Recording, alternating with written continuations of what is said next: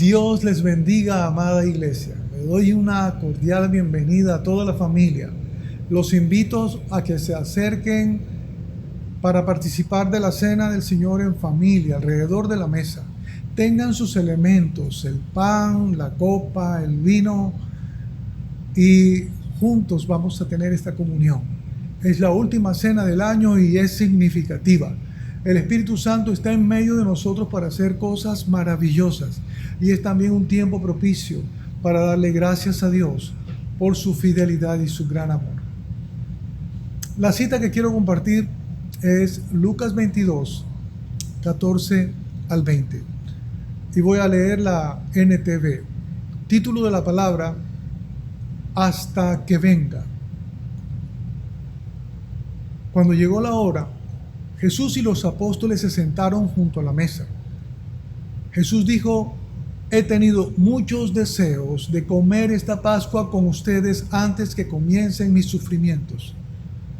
Pues ahora les digo que no volveré a comerla hasta que su significado se cumpla en el reino de Dios. Luego tomó en sus manos una copa de vino y le dio gracias a Dios por ella. Entonces dijo: tomen esto, repártanlo entre ustedes, pues no volveré a beber vino hasta que venga el reino de Dios. Tomó un poco de pan y dio gracias a Dios por él. Luego lo partió en trozos y lo dio a sus discípulos y dijo: esto es mi cuerpo, el cual es entregado por ustedes. Hagan esto en memoria de mí. Después de la cena, tomó en sus manos otra copa de vino y dijo: esta copa es el nuevo pacto entre Dios y su pueblo, un acuerdo confirmado con mi sangre, la cual es derramada como sacrificio por ustedes. Oramos.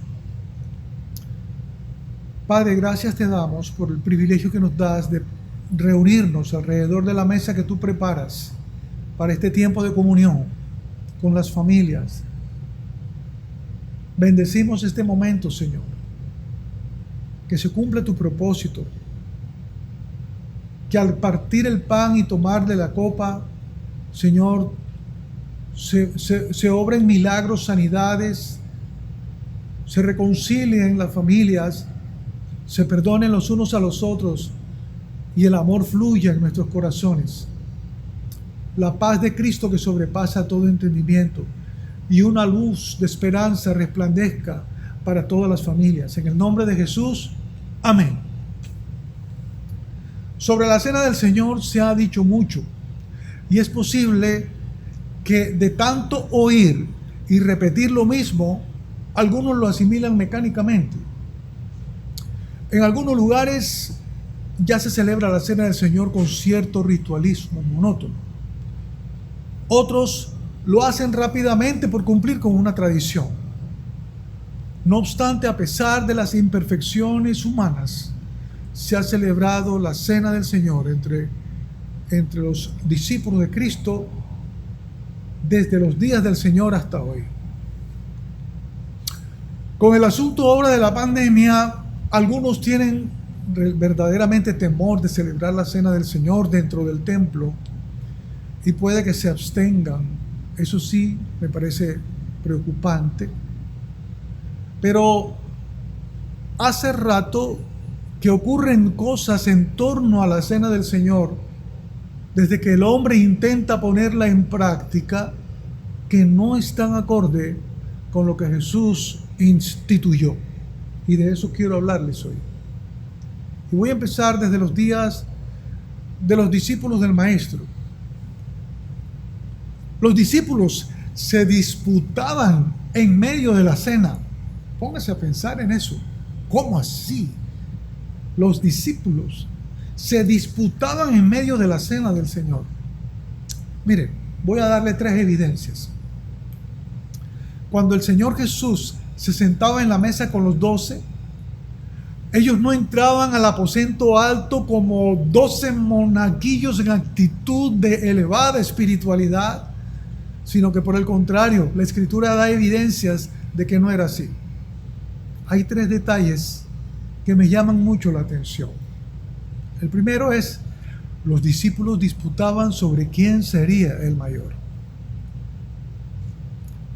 Dice el verso 24, hubo también entre ellos una disputa sobre quién de ellos sería el mayor. En medio de la cena, ojo, había una disputa entre los discípulos. ¿Quién de ellos sería el mayor? Parece ser que entraban y tomaban los lugares en la mesa para ser servidos, pero ninguno se disponía a servir. Por eso Jesús les servía, diciéndoles, porque ¿cuál es el mayor? ¿El que se sienta en la mesa o el que sirve? ¿No es el que se sienta en la mesa? Mas yo estoy entre vosotros como el que sirve. Interesante, ¿no? Una manera de enseñar a los discípulos a través del contraste. El segundo punto. Los discípulos se disputaban quién se sentaría al lado del maestro. Y Jacobo y Juan pretendieron adelantársele a Pedro. Recuerden ustedes que Jacobo, Juan y Pedro eran los tres más íntimos de los 12, eran los más cercanos al maestro. Pero Jacobo y Juan utilizaron influencia de su madre para que hablara con el maestro. Y ella le dice a Jesús, ordena que en tu reino se sienten estos hijos míos, el uno a tu derecha y el otro a tu izquierda. Mateo capítulo 20, verso 21. Jesús entra a explicarle entonces que eso solo lo decide el Padre y no él. Como resultado, los 10 discípulos se enojaron contra Jacobo y Juan. Otra cosa interesante que pasó dentro de la cena de los discípulos con el maestro. Ninguno de ellos tomó lebrillo y toalla para lavarle los pies al maestro y mucho menos a los demás. Todos tenían los pies curtidos por las largas caminatas en tierra polvorienta, usando sandalias o descalzos. Pero Jesús se quitó la túnica y les lavó los pies a todos. Juan capítulo 13, verso 4 registra. Se levantó de la cena y se quitó su manto, y tomando una toalla se la ciñó. Luego puso agua en un lebrillo y comenzó a lavar los pies de los discípulos y a enjugarlo con la toalla con que estaba ceñido. Juan capítulo 13, versículo 4. En la cultura de la época, cuando se entraba a celebrar en un lugar, en un espacio preparado para una celebración, los que entraban se les lavaba los pies, y esa labor de lavatorio de pies lo hacía un esclavo o el anfitrión o un siervo de la casa. Entre los 12 ninguno lo hizo. Iban a celebrar nada menos que la última cena, y el Señor se dispuso a lavarle a cada uno de ellos sus pies. Ahora quiero hablar de la iglesia de Corintios. La iglesia de Corintios carnalizó la cena del Señor. Pablo debió poner orden en algo que se había vuelto realmente un desorden. En la cena del Señor, los ricos solo participaban no solamente del pan, sino que se comían su propio banquete. Y no tomaban una copa de vino, sino que se empinaban toda una botella hasta embriagarse. Los que eran pobres se quedaban mirando boquiabiertos y tal vez echando babas. Mire cómo registra el apóstol Pablo en 1 Corintios, capítulo 11, verso 20 al 22. Voy a leer la NTV. Dice: cuando ustedes se reúnen, la verdad es que no les interesa la cena del Señor. Pues algunos se apresuran a comer su propia comida y no la comparten con los demás. Como resultado, algunos se quedan con hambre mientras que otros se emborrachan. ¿Qué? ¿Acaso no tienen sus propias casas para comer y beber? ¿O de veras quieren deshonrar a la iglesia de Dios y avergonzar a los pobres? ¿Qué se supone que debo decir? ¿Quieren que los elogie? Pues bien, de ninguna manera los elogiaré por esto. Yo me imagino al apóstol Pablo muy enojado. 1 Corintios 11, 20 al 22. Pablo debió utilizar su autoridad apostólica y enseñarles a discernir el cuerpo y la sangre de Cristo. De allí, el apóstol sienta cátedra para toda la iglesia. Pero hablemos ahora de lo que ocurrió en el transcurrir de la vida de la iglesia. La cena del Señor se volvió exclusiva. La iglesia legalista la convirtió en un evento exclusivo, excluyente. Eso ha sido una metamorfosis de la cena del Señor con el paso del tiempo. Cuando Jesús la instituyó, quiso que todos sus discípulos participaran, no por sus méritos, sino porque los amó hasta el fin. Juan capítulo 13. Todo estaba motivado por su amor, por su gracia. Por eso, en la cena del Señor participaban todos los discípulos. Jesús no excluyó a ninguno. Al que lo iba a traicionar, le dio la cena. Al que lo negaría 3 veces, le dio la cena. Al incrédulo, le dio la cena.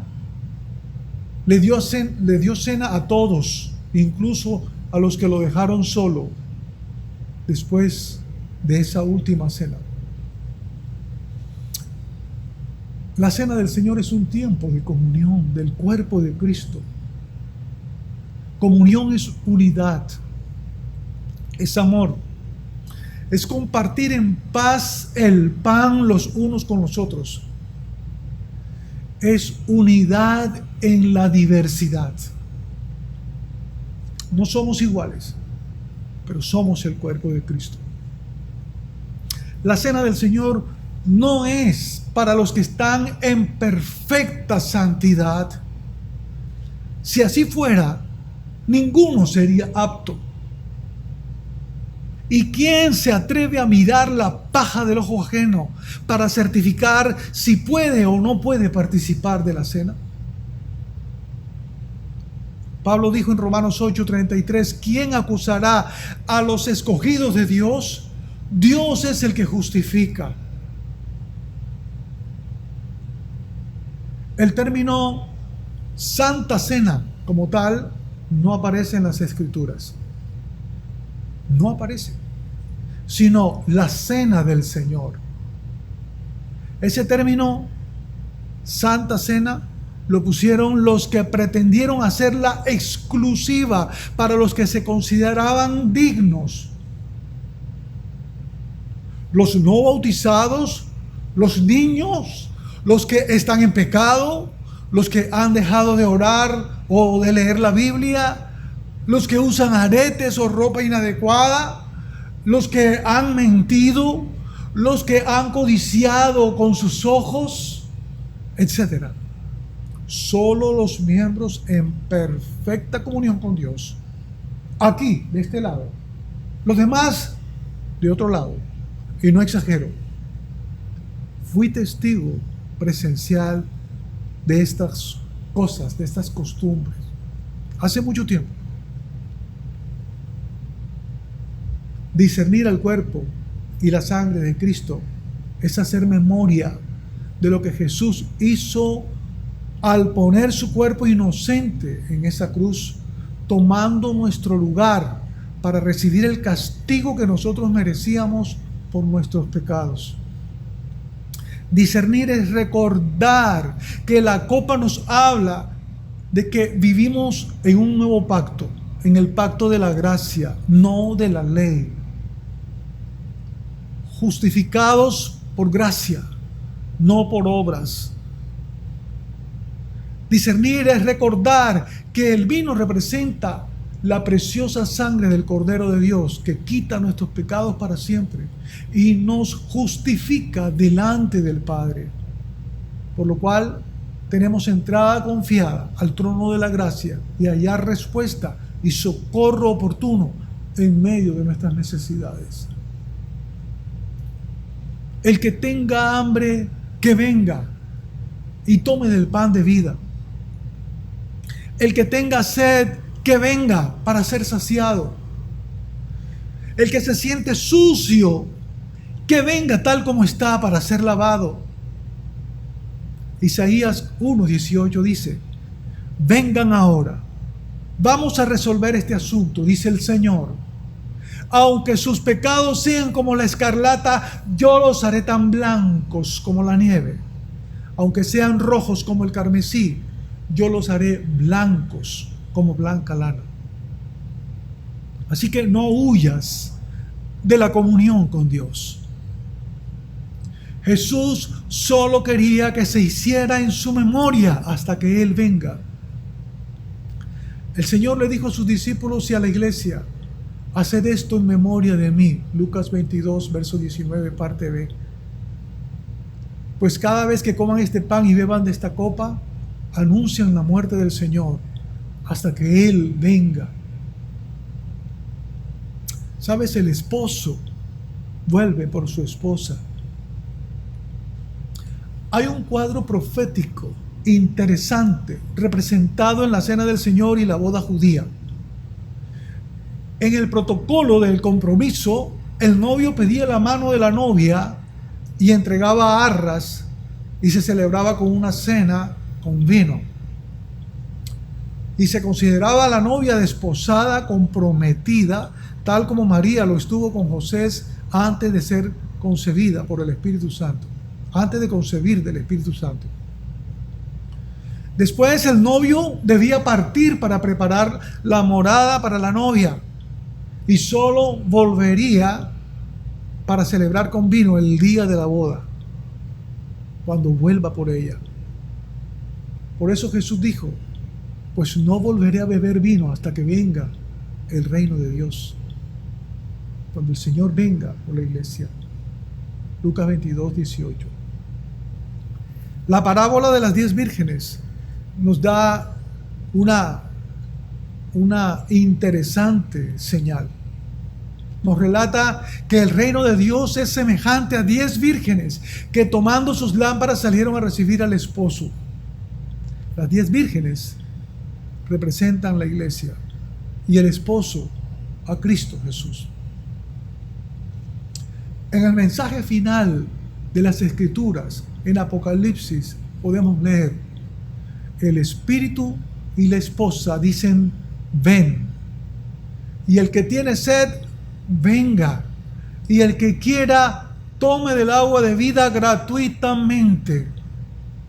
El que da testimonio de estas cosas dice: ciertamente vengo en breve. Amén. Sí, ven, Señor Jesús. He leído Apocalipsis 22, versos 17 y verso 20.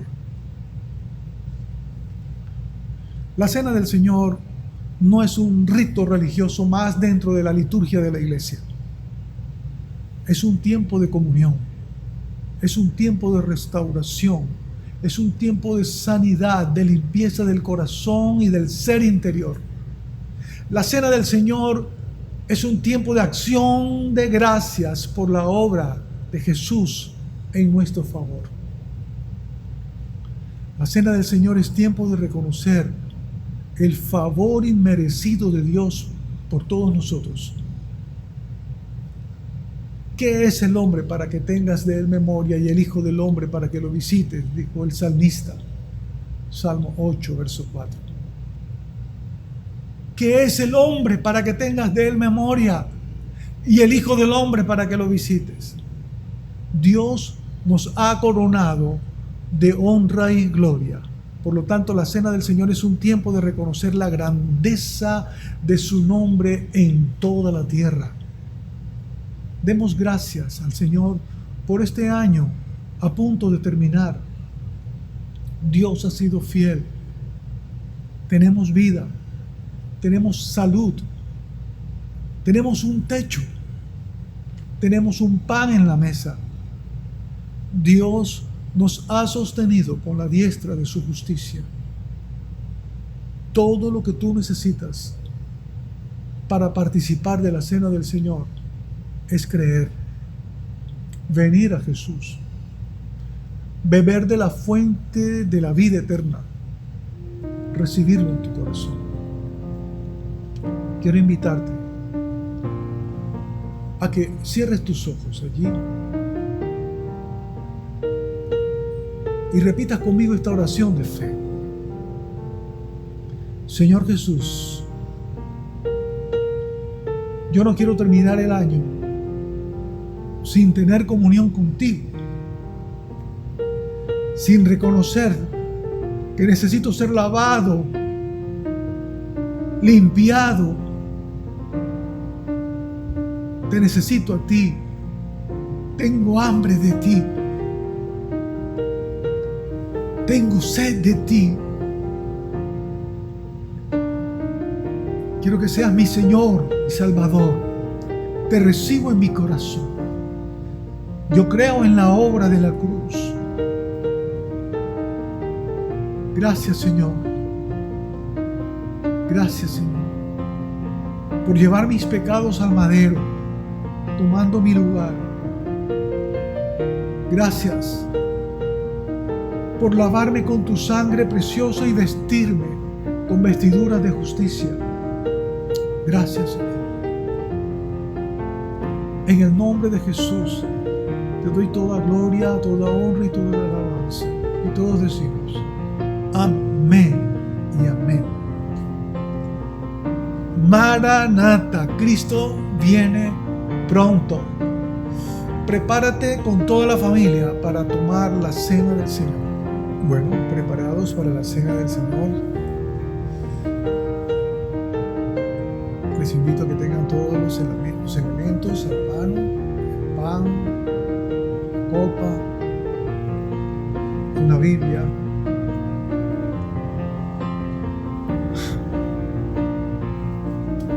Vamos a leer 1 Corintios, capítulo 11, verso 23, dice: porque yo recibí del Señor lo que también os he enseñado, que el Señor Jesús, la noche que fue entregado, tomó pan, y habiendo dado gracias, lo partió y dijo: tomad, comed, esto es mi cuerpo, que por vosotros es partido. Haced esto en memoria de mí. Le invito a que levante el pan. Cierra allí tus ojos y dile: gracias, Señor. Gracias por la vida. Gracias por tu amor incondicional por mí. Gracias porque tú nos has dado salud. Gracias porque a pesar de todas las dificultades que se dieron en este año, tú has sido fiel. Tú has estado allí guardándonos, rodeándonos, protegiéndonos. Gracias, Señor, porque tú fuiste al madero tomando nuestro lugar para recibir el castigo. El castigo de nuestra paz fue sobre ti, y por tus llagas hemos sido curados. Gracias, Señor, porque nadie nos amó como tú nos has amado. Gracias, Padre, por permitirnos participar de esta comunión. Yo declaro en el nombre de Jesús espíritu de reconciliación, de amor, de perdón en cada familia que se reúne en el nombre de Jesús. Puede comer del pan.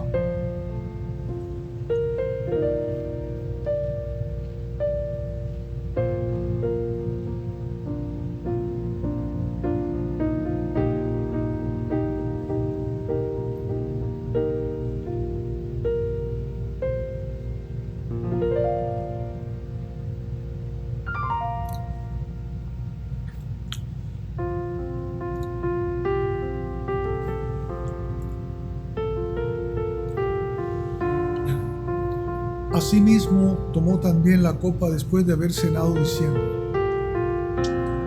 esta copa es el nuevo pacto en mi sangre. Haced esto todas las veces que la bebiereis en memoria de mí.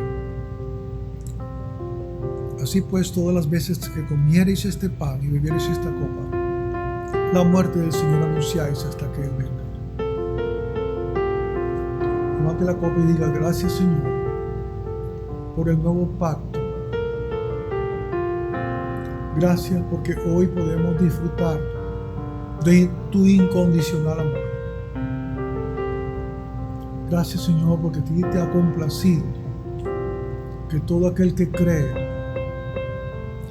sea hecho hijo de Dios, sea salvo por la fe. Gracias porque tu sangre nos lava, nos limpia. Todo aquel que está luchando con alguna debilidad humana, en el nombre de Jesús, hoy, por tu sangre, es lavado, es declarado vencedor. En el nombre de Jesús, tú eres libre, cubierto por la sangre de Cristo, vestido con vestidura de justicia. Al que no conoció pecado por nosotros, se hizo pecado para que nosotros fuésemos hechos justicia de Dios en Él. Tú eres justo en Cristo Jesús. Declárate justo en Cristo Jesús. Y con el mismo espíritu de perdón con el que tú fuiste cubierto, cubre a tu prójimo, aquel que te hizo daño, aquel que te ofendió, aquel que te ha herido. Que el espíritu del perdón y reconciliación también se ponga en acción en nuestros corazones. En el nombre de Jesús, puede beber de la copa.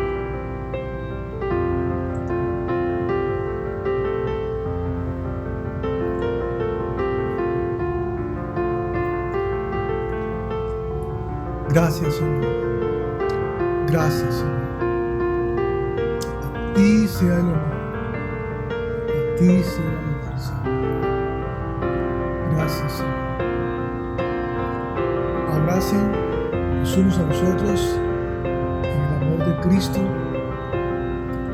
Declaro familias bendecidas, familias unidas, en paz, una iglesia fortalecida para cumplir el propósito de Dios en este próximo año que ha de comenzar. Que Dios les bendiga, que Dios les guarde. Les amo en el amor de Cristo. Hasta pronto.